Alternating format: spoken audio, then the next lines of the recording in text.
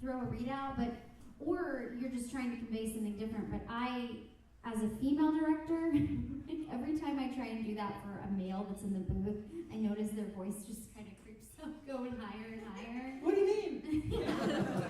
And like, but even though I'm being like, hey, can you maybe, like I find myself when I'm doing that, no matter who's in the booth, like trying to sound whatever their character sounds like. But when it's guys, it's often, it gets a little funny. And so I'll be like, okay, again, but like, don't sound like me. So you want me to be a young teenager? Hey, what's up, man? Yeah. Yeah, I found the most effective way to direct people is to talk about emotion, how they're supposed to feel, and then let them kind of shape that. But I'm with you. Sometimes it's just either it's not coming out of me, or they're just not getting it, and in which case I will jump in and I want to sound a little bit more like this and give them the read and that sort of thing. And usually I try to overcompensate so that they say, no, don't do what I just did, but go in that direction. I know I said that, but better. Better than I just did. So everybody directs a little differently, and every actor takes it a little different. Some actors you have to spoon feed. I prefer to work with those who can discover it themselves, and they'll find it in a few takes. Yeah, the ones that make you go, oh. Yeah. If you're not focused on trying to get it in 1 or 2 takes, you can usually get it in 2 or 3 takes. So. Yes? This one is more so directed towards Blake. What was your favorite and least favorite scenes during Light Tag? I'd say, my favorite was probably all of the heavy breathing and the fun stuff like that. And my least favorite was when I was with the other vampires, because not all of them were recorded. So I was one of the first to go in, and I didn't get to hear their voices until afterwards. But it's always kind of fun, especially in scenes like that where you're kind of digging at each other. It's kind of fun to have the actor in there, especially when they leave little bombs for you and like things that aren't going to actually be in the end, but maybe they'll like say something to you like, it's like, whatever, you're a stupid idiot. What? Before they play the actual line, they'll put little bombs in there and stuff, and so it's kind of fun to do that for each other. But yeah, I was bummed that I didn't get to do more with the ensemble. Ben Dixon's the worst of that. His bombs for everybody. Yeah. Everybody. If you're acting against him at some point in your ear is gonna go, F you, whatever your name is. My fear with those is always that I'm gonna be too into the character and I'm not gonna laugh because I'm just like, I'm in the zone, and they're like, wait, did you hear that? I was like, no, I heard it. I was just thinking about something else. It's like, that's always a disappointment. Absolutely, that's great. It's As a director, harder you're a to hero. get you, I know. More questions? Yes, in the back. Have you ever wanted to do something like what they did with Ghost Stories and just kind of improv? To kind of improv the script? Yeah. Yeah, that would be fun. Every day? Yeah. Yes. I've been wanting to, it's time to do this. Back in the 60s, Woody Allen grabbed an old Japanese film, he made a thing, and he dubbed it in comedy and called it What's Up, Tiger Lily? And it was a really bizarre little cult hit in the 60s. And it's about time to do that again. To find an old public domain Japanese film and just do exactly that. Ad-lib the whole thing and make it funny. Nobody's willing to spend the money.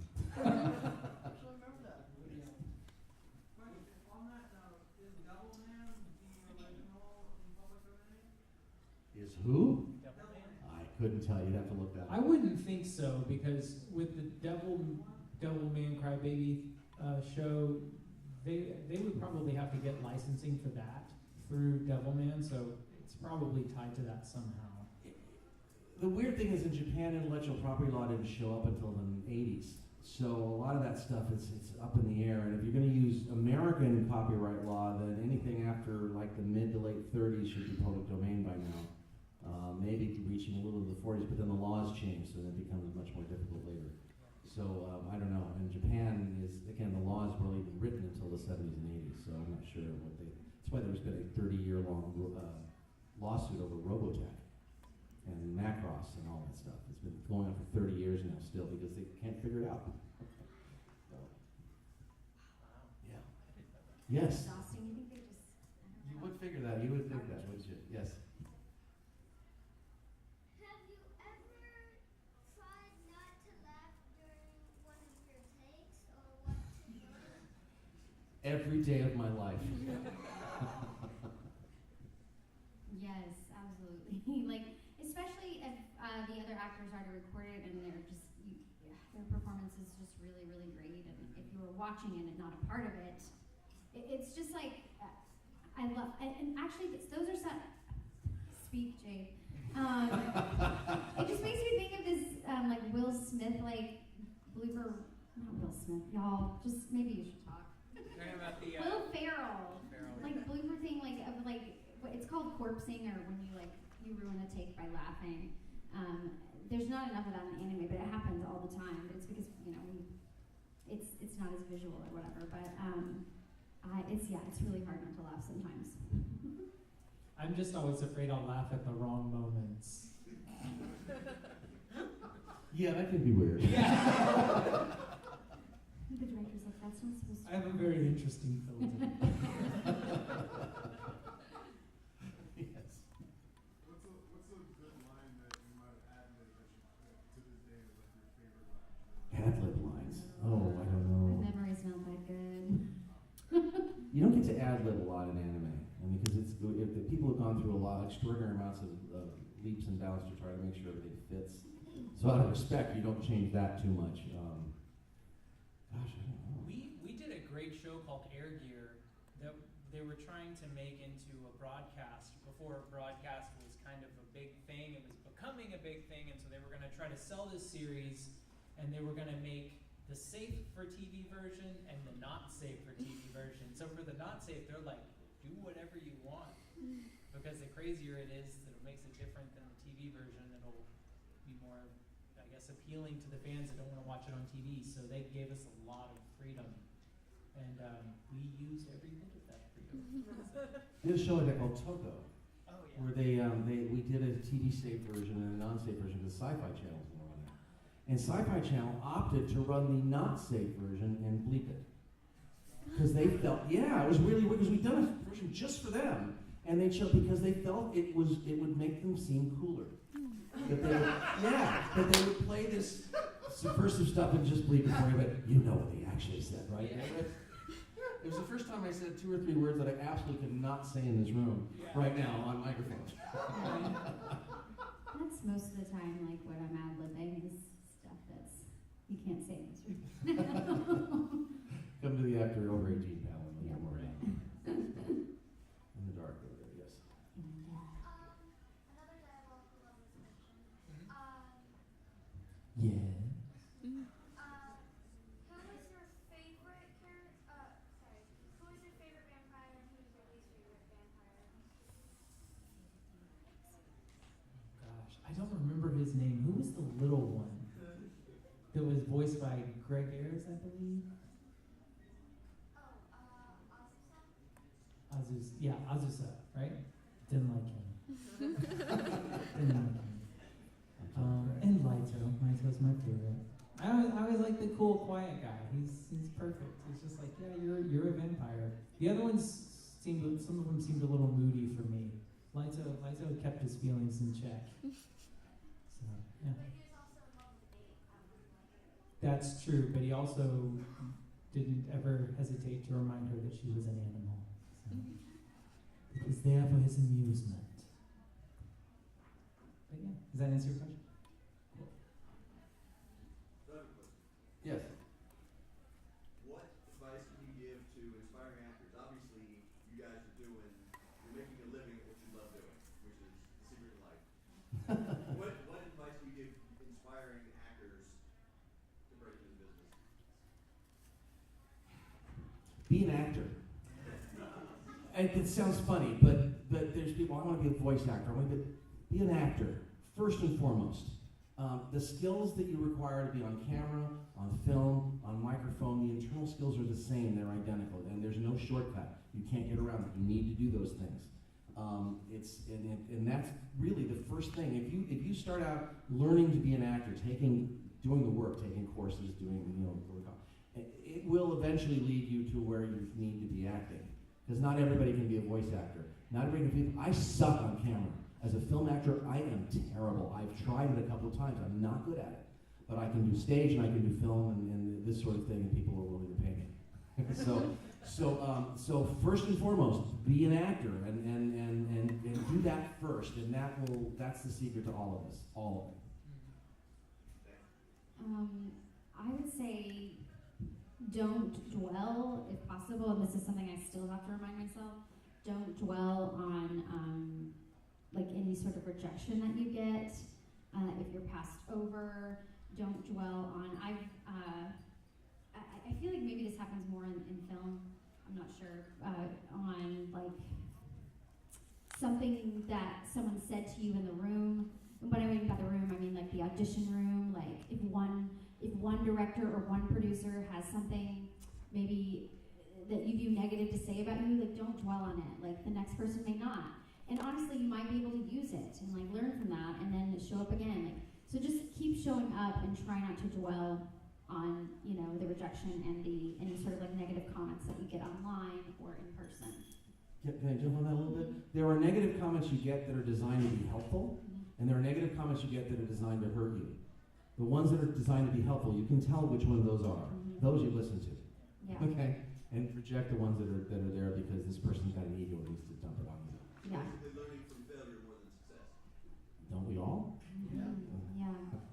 Yeah, and that's what I was going to say, because I knew that these guys were going to have awesome answers. But you know, the deal that I always try to remember is don't compare yourself to other people now.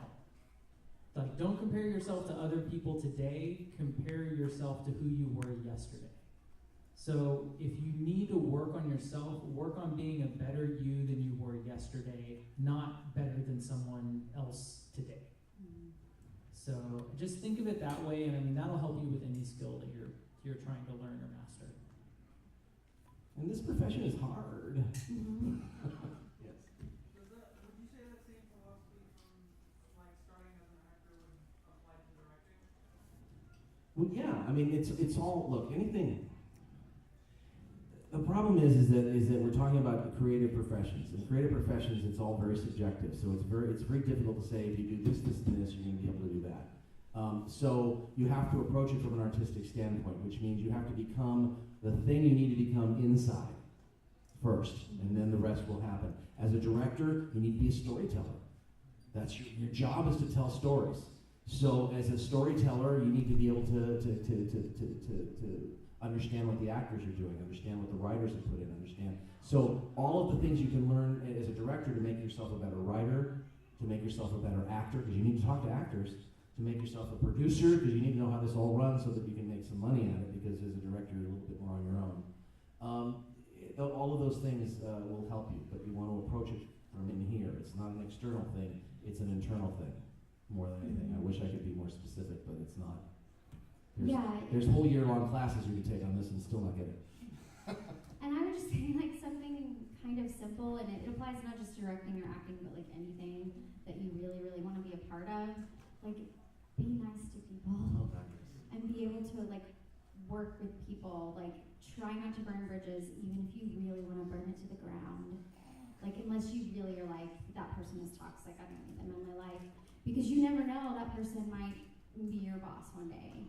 Like, they might, you know, you might have to work with them again on a project, or, you know, that, like I said, that networking is how I've gotten, like, almost anything I've ever done is through networking. Like, even my opportunity to direct, I think I've been voice acting for 11 years, and I think if I hadn't gone to conventions, been in the same room with these people, made them like me as a person, not just as an actor, then they wouldn't have wanted to hire me and to do this job, even if I had all the other skills listed about storytelling and you know, technical skills, creativity, and all those things. If they didn't like want to be around me. Yeah, I actually got elbow checked the other day when I was in a recording session. I was in there with a couple of other actors, and one of the guys walked by me and like went like that, and was like, "Oh, sorry." And it's like, well, all right then. That guy definitely doesn't like me.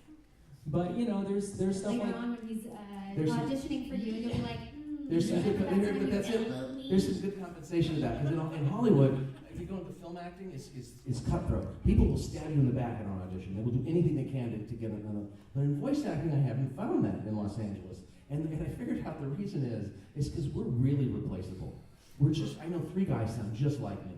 So if you're a real jerk, like that guy, it's not going to last very long. Eventually, people are going to go, well, I can hire 3 guys that sound just like him or better, and I don't have to deal with this person's personality.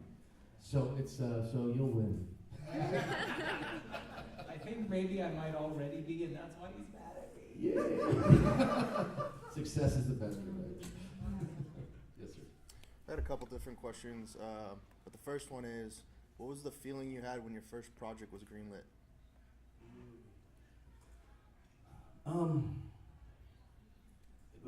Wow, I don't have my experience of having a project like that greenlit in the sense is when I was involved in Power Rangers and going to that and I went to the pitch meetings and all that stuff, and it was thrilling. It was terrifying because suddenly we had a network saying, okay, you can do the show, pull it off. And, we're talking Power Rangers. We didn't know how to pull it off. We made it up as we went along. So it felt great. It usually has a combination for me of feeling like yes and oh God, now I got to deliver. Because all of us now are at a level where we can't just phone it in. It's expected that when we do a project, it's first rate. And that's always nerve-wracking to me. Even though I've been doing it for 30 years, it's still the beginning of every project. I'm starting a brand new one. We're in the middle of a big pitch with Netflix on an original cartoon, and it looks like it's going to fly. And now I'm getting scared because now I got to pull it off. So that's usually how I feel. It's a combination of excitement and like, oh God, can I do it? Yeah, I think the first time, I guess for me, I haven't had a green light for a sort of brand new sort of project, sort of like what you're talking about. But I mean, just getting cast in something was kind of surreal, and you do kind of walk around thinking is this really happening? And I think it is that same combination of thinking that it'll just be the rug will be pulled out from underneath you a little bit, and sometimes you can have imposter syndrome and I don't belong here, I don't belong here. It just kind of get in your head, but at the same time yay, so exciting. Yeah, I started creating my own original animated series, Robot Girl Chronicles, which I have a booth if you guys want to come by and check it out. But I kind of greenlit my own project, and it was a lot of the same thing where it's okay, now what do I do? Oh my gosh, I have to start making this thing. So, I try not to sit in that emotion too much because it kind of just slows you down at some point. You always hear about the adrenaline actors have, if you ever lose the adrenaline, you've lost the touch of being an actor, but in a sense, I can understand that argument, but there's a time to be giddy and excited and nervous and freaked out and all that, and then there's a time to work. And I tend to try to bypass the fear and anxiety as quickly as possible so that I can actually start making lists and figuring out what to do next. So that's my solution, is just to hunker down. Yeah. Honestly, the most exciting thing for me when I first started was walking by a TV and randomly hearing my voice come out of it. Just wasn't expecting it. Was that me? Because it just wasn't normal in my life at the time. So that was what really kind of got me excited and giddy and all that stuff. Whenever that would happen, or my kids would come up and say, "Daddy, was that you?" Yeah, it was. That was fun. Yes. How do you prepare for a role, and which role would you say you prepared for the most? I'm the worst person to ask. I don't, because of the type of work I do, I don't prepare much. So. Yeah, there's not. I think, we prepared by all of our acting experience leading up to that moment, by having our little toolkit and bag of tricks to pull out of different, all the different acting training we've done or directing experience we have. I think more for me, when preparation is involved, is for the audition itself. Kind of just doing, research, whether it be if you have reading material available, if you have the actual anime available to watch, and exploring which characters interest you and which ones you feel fit for. Playing around with that is kind of where the preparation comes in. But most of the time nowadays, I don't even audition, and I'm just called in for this, and so it's on the spot. and that's what's kind of unique about voice actors, especially, is you, that's like what your unique talent is. They know that you can show up and within probably 10 minutes kind of create a character voice based on all of your, kind of just experience and knowledge and like know-how. And it is a double-edged sword when you do research, because the last thing you want to do as an actor is go in and start accidentally telling the director how to do their job. So they might have an idea for the show that may be different from the material that you research, and if you come in with a set idea, is this character is going to be like this and this is going to be this way, and then you end up arguing with the director over who's more accurate, that might be a problem for you. So it's okay to do research, but you definitely don't want to become rigid in your decisions, and like Jade was saying, just stay flexible and be willing to take direction.